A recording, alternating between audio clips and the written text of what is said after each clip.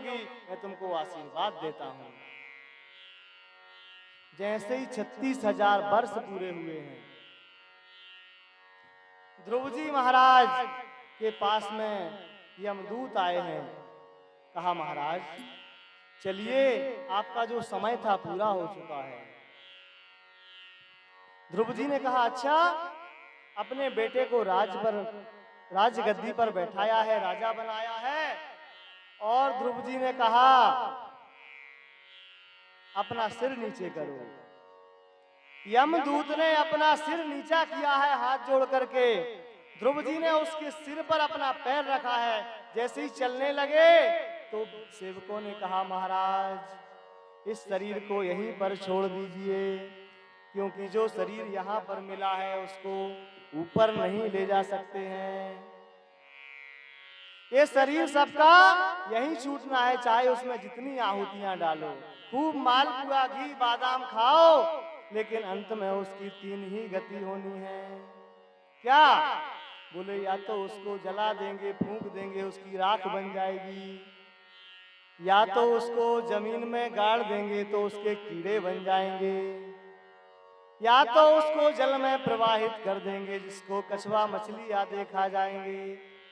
इसके सिवा इस शरीर की कोई गति नहीं है, चाहे किसी का भी शरीर हो। ध्रुव जी महाराज को हाथ जोड़कर यमदूत कहते हैं, लेकिन हम भगवान के भक्तों पर अधिकार नहीं जमा सकते हैं। ध्रुव जी 7 शरीर विमान में बैठे हैं और जैसे ही चलने लगे हैं तो अपनी माता की याद आ गई। सेवकों से कहते हैं रुको जरा, रुको रुको। विमान चालकों ने कहा क्या हुआ? बोले जिस माता की कृपा से आज मैं भगवान के पद को जा रहा हूँ, उन माता को तो मैं पीछे ही छोड़ आया। मैं कैसा अभागा हूँ, कितना दुर्बुद्धि हूँ कि अपनी माँ को प्रणाम भी नहीं किया, उनको साथ भी नहीं लाया। विमान को लौटाओ, मेरी माँ को लेने चलना है। उन सेवकों ने कहा अरे भैया, जिस घर में तुम्हारे जैसी संतान हो जाए कि जो भगवान को प्रकट कर दे, उसके माता पिता की कल्याण में कैसा संदेह हो सकता है? देखो जो आगे विमान जा रहा है वह आपकी माता का ही विमान है। ध्रुव जी महाराज स्वर्ग आदि लोगों को पार करते हुए सप्तऋषि मंडल में जाकर के और ध्रुव जी महाराज विराजमान हो गए हैं। बोलिए ध्रुव जी महाराज की जय। ऐसे भजन करना चाहिए कि भगवान की प्राप्ति अवश्य हो जाए। यदि मनुष्य जीवन मिला है और हमने भगवान का भजन नहीं किया तो हमको धिक्कार है। शास्त्र भी कहते हैं कि जिसने भजन नहीं किया उसका ऊपर हिसाब चुकता होगा। बक्सर में एक मामा जी थे। गया जी जाते हैं तो बक्सर पड़ता है, गया जी के पास में बिहार में, जहां से भगवान श्री राम वनवास के लिए गए थे और अयोध्या से जनकपुर के लिए गए थे। तो गंगा पार करके जाते हैं, वहां एक मामा जी थे, पंडित जी थे, जो सीता जी को अपनी बहन मानते थे। बहुत ज्यादा पुरानी बात नहीं है, अभी 150 साल पुरानी बात है। और जानकी जी किशोरी जी भी उनको कई बार दर्शन दे चुकी हैं। तो मामा जी एक पद गाया करते थे। आइए हम भी भगवान के उस पद को गाते हैं और भगवान को प्रणाम करते हैं। कबहू कीनो ना भजनवा कैसे बीतेगी, कबहू कीनो ना भजन, सभी ताली बजाइए, कैसे बीतेगी। कबहू कीनो ना भजनवा कैसे बीतेगी, कबहू कीनो ना भजनवा कैसे बीतेगी। कैसे बीतेगी ओ भैया कैसे बीतेगी।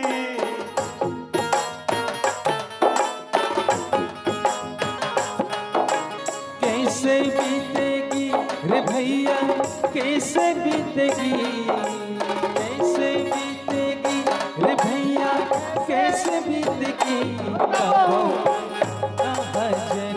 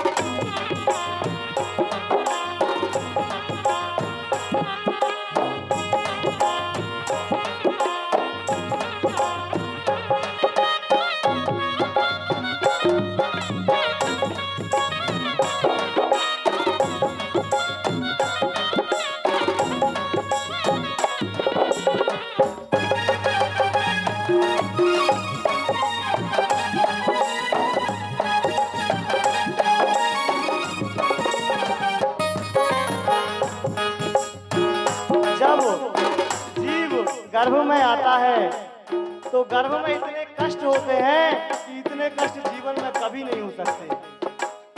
माता के गर्भ में हर व्यक्ति उल्टा लटका रहता है।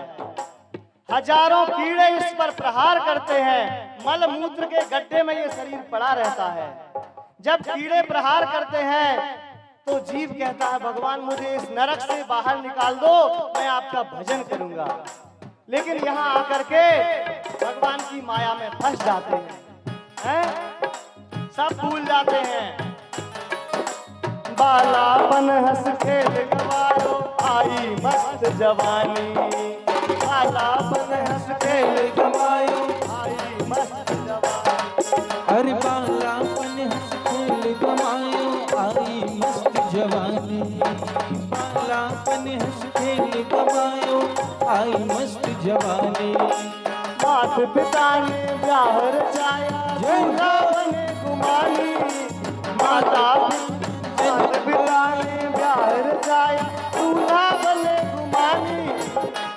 और बड़े हो गए, माता पिता ने विवाह कर दिया, बचपन खेल कूद में गवा दिया।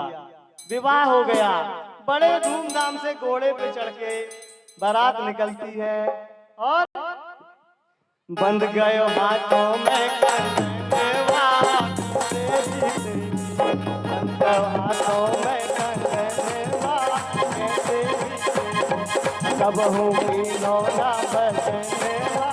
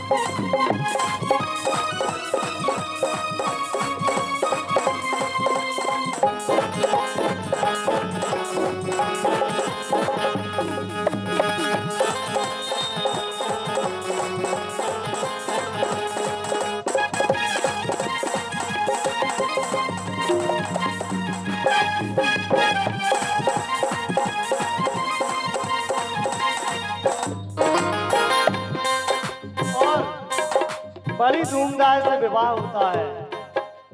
विवाह तो लोग ऐसे करते हैं कि पैसा ना हो तो कर्जा लेकर के कर देते हैं, लेकिन शान में कोई कमी नहीं होनी चाहिए। हमारे सम्मानित श्री विश्वनाथ यादव जी की ओर से 101 रुपए की राशि आती है। बहुत सुंदर। बोल वृंदावन बिहारी लाल की जय। धूमधाम से ब्याह रचाया पहन केसरी जामा, धूमधाम से ब्याह रचाया पहन केसरी जामा। दुल्हन लेकर घर को आए,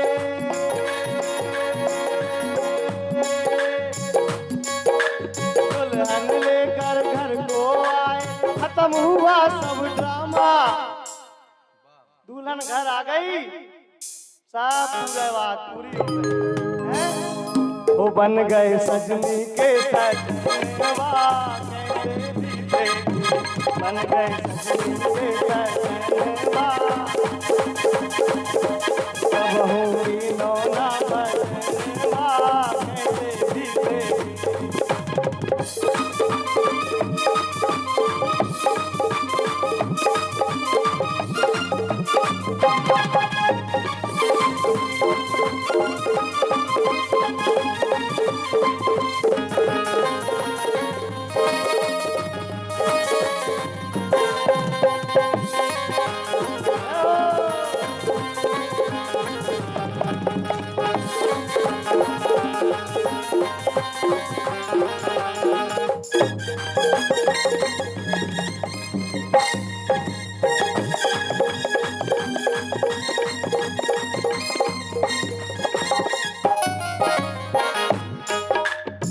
पहले बालक थे, बचपन था, विवाह हो गया, अब तो जिनने विवाह कराया उन्हीं को भूलने लगे, केवल घर परिवार में लग गए। हाँ, विषयों का विष पी पी करके दिन दिन हुए गुमानी, विषयों का विष पी पी करके दिन दिन हुए गुमानी। बालक थे फिर बाप बने, अब दादा का लगे कहाने। बालक थे फिर बाप बने, अब दादा लगे कहाने। और अब तो बुढ़ापा आ गया, आ गए तेरो चौथो पहलवा, आ गए तेरो चौथो पहलवा, अब होगी नौना बजनवा।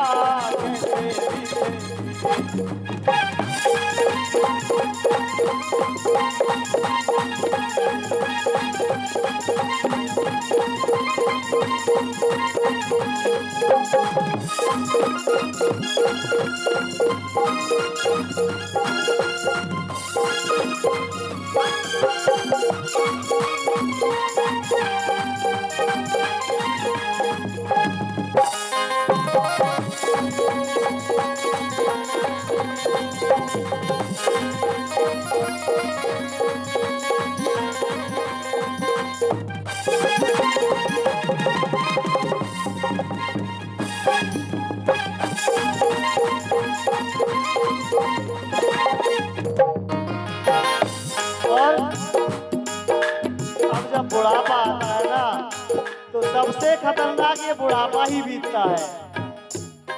और बुढ़ापा सबका आता है, ये बात निश्चित है। जिसका जन्म हुआ है, यदि उसको पूरी उम्र मिली है तो बुढ़ापा देखना पड़ेगा। और बुढ़ापे में पूरा शरीर अपना संग छोड़ देता है, आंखों से दिखना कम हो जाता है। लोग ऑपरेशन करा के दूसरी आंख डलवा लेते हैं, कानों से सुनना कम हो जाता है, मशीन लगा के सुनने लगते हैं, हाथ पैर साथ नहीं देते तो लाठी लेके चलने लगते हैं। लेकिन ये भूल जाते हैं कि हमको भगवान का भजन करना है। क्या कहते हैं? अरे कमर कमान दांत सब टूटी, नजर गई नजराने। कमर कमान दांत सब टूटी, नजर गई नजराने। खाट बिछाए द्वार पर पड़ गए बहुए मारे ताने। खाट बिछाए द्वार पर पड़ गए बहुए मारे ताने। बहुएं क्या कहती हैं? जब बुढ़ापा हो जाता है तो बच्चे सलाह नहीं लेते हैं, जबरदस्ती सलाह देते हैं।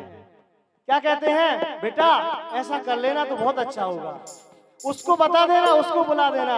बच्चे कहते हैं आप क्यों परेशान होते हो, हम कर लेंगे, आप कुछ करते धरते तो हो नहीं, दो बातें और सुनाते हो।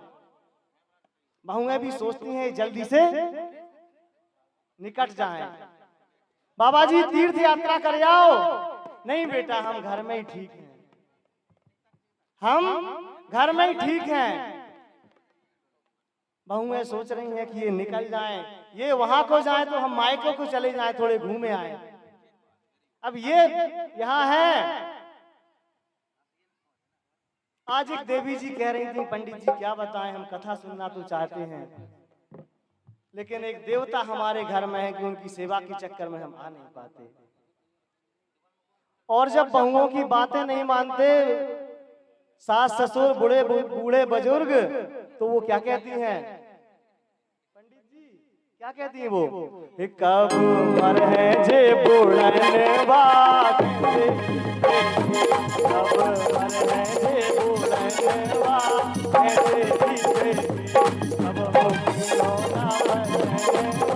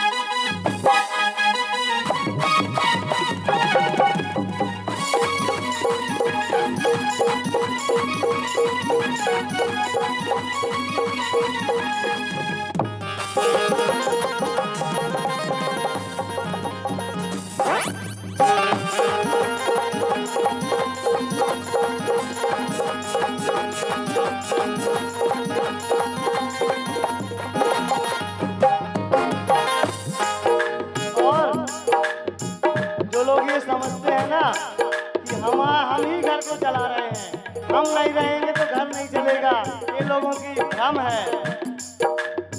जब हमारे सम्मानित श्री रामराज पटेल साहब सिमरिया वालों की ओर से अरे भगवान 250 रुपये बहुत 251 रुपए की राशि आती है। बोल शंकर भगवान की जय हो। यहाँ दानदाताओं की कमी नहीं है, ये सब दानदाता हैं। ये मणेश्वर गांव कभी किसी काम में पीछे नहीं रहता। लेकिन भैया एक बात ध्यान रखना कि यदि भजन हम करेंगे तब हमारा कल्याण होगा। घर परिवार की सेवा जरूरी है, लेकिन जब समय वहां आने का हो तो वहां के लिए भी कुछ कर लेना। अब भी सोच समझ ले बंदे, अब भी सोच समझ ले मूरख कहता मेरा मेरा। अब भी सोच समझ ले मूरख कहता मेरा मेरा। राम भजन के बिना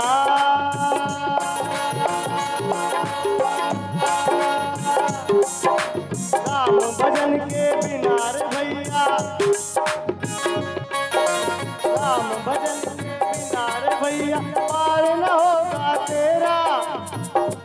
कुछ कर ले रे जतनवा कहते भी तेरे, कुछ कर ले रे जतनवा। नौना भजनवा कहते भी तेरे, कबहू की नौना।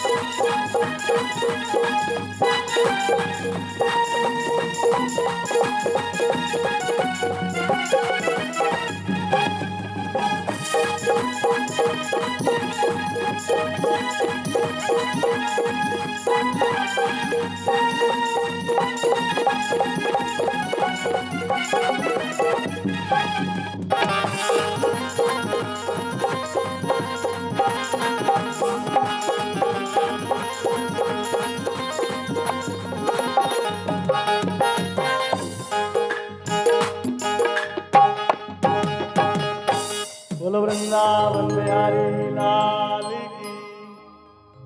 जैसे ध्रुव जी ने भजन किया ऐसे सबको भजन करना चाहिए। इस चरित्र से यही शिक्षा मिलती है कि भजन अवश्य करना चाहिए। ध्रुव जी महाराज के वंश में अंग महाराज हुए।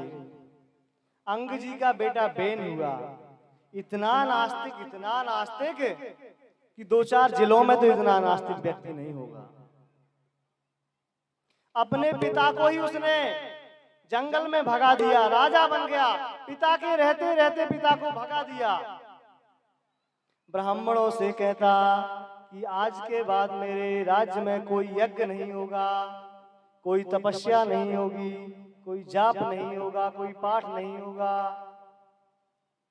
यदि किसी को जाप करना है तो केवल एक ही मंत्र का जाप होगा। बोले बेनाय नमः, बेनाय नमः। आहुति देना है तो मेरे नाम से देना। क्या बोलना? बेनाय स्वाहा, बेनाय स्वाहा।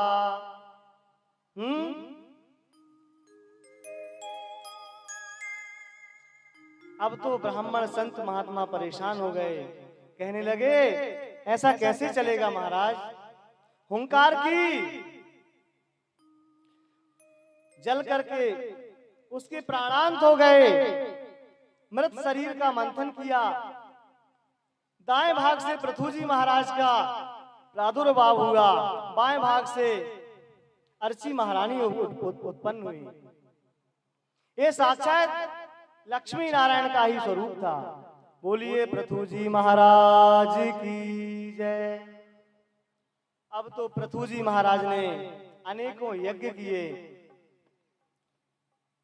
एक बार प्रजा रोते रोते पृथ्वी महाराज के सामने आई और बोली हे महाराज, हमारे लिए खाने के लिए कुछ अन्न दे दीजिए।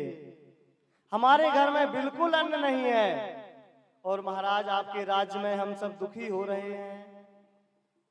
पृथु जी महाराज ने कहा, क्यों पृथ्वी अन्न नहीं दे रही है क्या? सबने कहा पृथ्वी ने अन्न देना बंद कर दिया है। पृथु जी महाराज को क्रोध आया, धनुष उठाया, बाण उठाया और कहने लगे मैं आज इस पृथ्वी को ही नष्ट कर दूंगा। जैसे ही धनुष बाण उठाए, पृथ्वी जो है एक देवी के रूप में आकर के और गौ माता के रूप में आकर के महाराज पृथु के सामने खड़ी हो गई।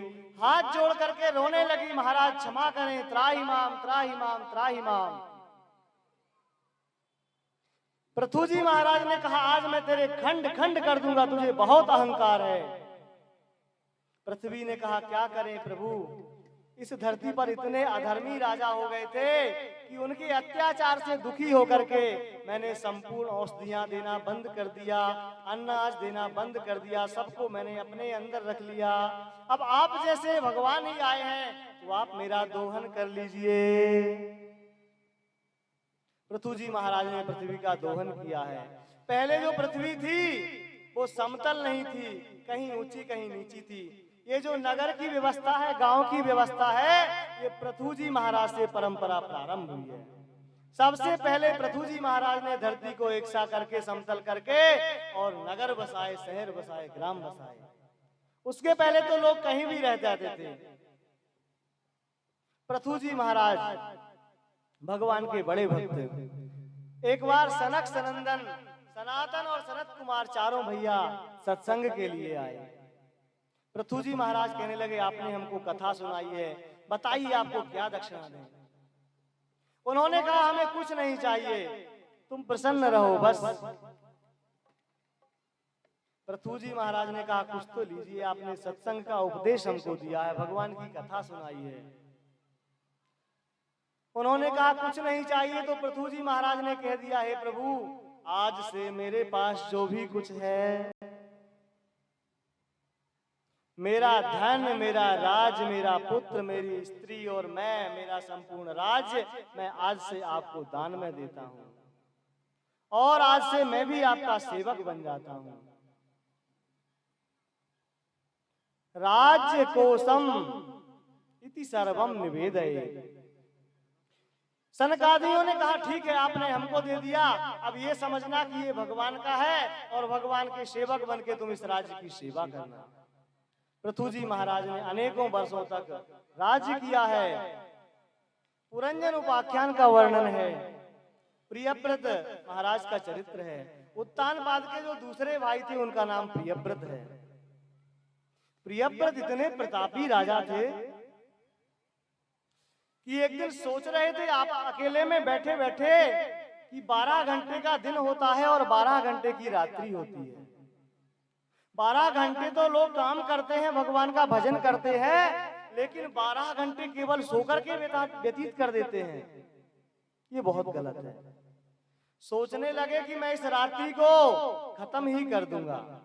जब रात्रि नहीं होगी तो लोग दिन रात भजन करेंगे, दिन रात काम करेंगे। अब तो जो है प्रियव्रत जी महाराज एक रथ पर सवार हुए और धरती के चारों ओर उसकी परिक्रमा करने लगे। उनका इतना तेज था रथ का और प्रियव्रत महाराज का कि जितना प्रभाव सूर्य का उतना प्रभाव प्रियव्रत महाराज का। जिस ओर सूर्य भगवान चलते उसकी विपरीत दिशा में प्रियव्रत अपना रथ लेकर के चलते। इधर सूर्य भगवान प्रकाश करते, उधर प्रियव्रत प्रकाश करते। रात होना बंद हो गया। अब तो जो है जब दिन रात का नियम बिगड़ गया, केवल दिन ही दिन चलने लगा, तो लोग बीमार पड़ने लगे। अरे जब तक सोएंगे नहीं लोग तो आराम कैसे मिलेगा, शरीर कैसे स्वस्थ रहेगा। जब लोग बीमार पड़ने लगे तो ब्रह्मा जी से जाकर शिकायत की। ब्रह्मा जी ने प्रियव्रत को समझाया, बेटा मैंने इस धरती पर जो कुछ बनाया है उसका सबका उपयोग है। रात्रि का अलग उपयोग है, दिन का अलग उपयोग है। जिस रात्रि में गृहस्थी लोग आराम करते हैं उसी रात्रि में साधु महापुरुष तपस्या करते हैं। कोई भी प्रकृति का कार्य व्यर्थ नहीं है, उसको समझने की जरूरत है। 7 परिक्रमा पृथ्वी की पृथ्वी प्रियव्रत महाराज ने की। उनके पहिए की जो निशानी बनी उससे 7 समुद्र बन गए, इतना प्रताप था। सब कुछ छोड़ करके बाद में अपने पुत्र को राजा बनाया। प्रियव्रत के आग्नेय हुए, आग्नेय के नाभि महाराज हुए और नाभि जी के 100 पुत्र हुए। नाभि के ऋषभ हुए और ऋषभ देव जो है साक्षात भगवान नारायण का अवतार था। बोलिए ऋषभ देव जी महाराज की जय। ऋषभ देव जी महाराज साक्षात भगवान का स्वरूप थे, भगवान का अवतार था। ये जो ऋषभ देव है ना, इन्हीं से जैन धर्म प्रारंभ हुआ है। जैनों का जो प्रथम तीर्थंकर है वो ऋषभ देव जी हैं। ऋषभ देव जी से ही जैन धर्म प्रारंभ होता है। ऋषभ देव जी का इतना प्रभाव कि इंद्र भी उनसे जलन करने लगा। एक बार इंद्र को ईर्ष्या हो गई कि सब लोग ऋषभ देव जी का बड़ा सम्मान करते हैं, प्रचार प्रसार कराते हैं, तो इंद्र ने ऋषभ देव जी का जितना राज्य था उसमें वर्षा करवाना बंद कर दिया। भगवान ने कहा बताओ कितने मूर्ख है, मेरे राज्य में वर्षा करवाना बंद करता है, इसके करने से क्या होगा। भगवान ने एक दृष्टि लगाई कि उनके राज्य में वर्षा हो गई। इंद्र समझ गया कि ये साक्षात नारायण है। आकर के इंद्र ने अपनी बेटी, इंद्र की जो पुत्री थी जयंती, जयंती की बहन, उसका विवाह ऋषभ देव जी के साथ में कर दिया। बोलो ऋषभ देव जी भगवान की। ऋषभ देव जी ने जयंती से 100 पुत्र उत्पन्न किए।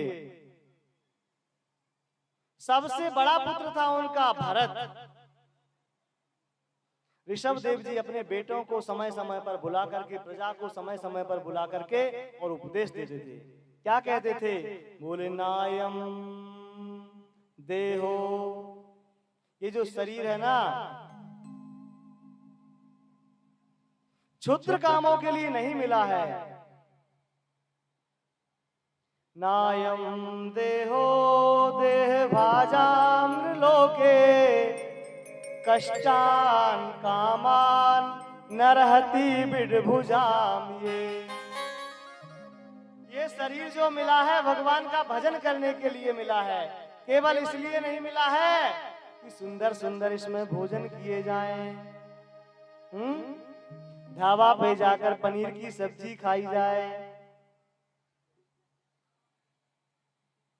रसगुल्ले खाए जाएं, गुटखा तमाकू खाए जाएं, बीड़ी सिगरेट पिए जाएं, और जो जो आगे पीछे होता है वो सब कर्म करने के लिए शरीर नहीं मिला है।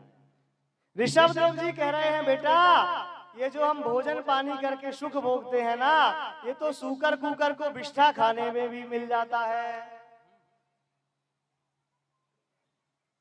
और जो हमको एसी कमरों में, एसी गाड़ियों में घूमने से सुख मिलता है, वो सुख तो सूकर कुकर को कीचड़ में खेलने से भी मिल जाता है। इसलिए इस शरीर का तो एक ही लक्ष्य है कि भगवान की प्राप्ति हो, भगवान की प्राप्ति हो। बिना भगवान की प्राप्ति के इस शरीर का कोई मतलब नहीं है।